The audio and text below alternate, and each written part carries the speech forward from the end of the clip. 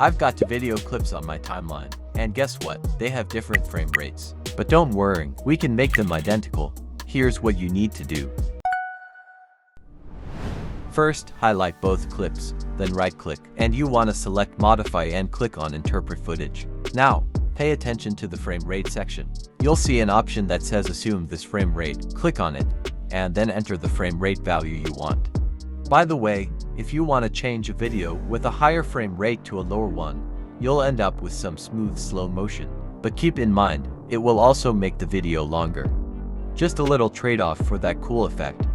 But if you want to change the frame rate without affecting the video speed, you can head over to the Effects panel and search for the posterized time.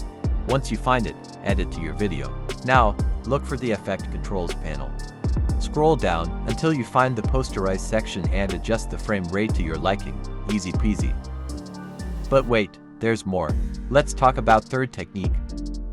So go over to the Sequence menu and click on Sequence Settings. The first thing you want to do is change the editing mode to custom. After that, you'll need to adjust the time base to your liking.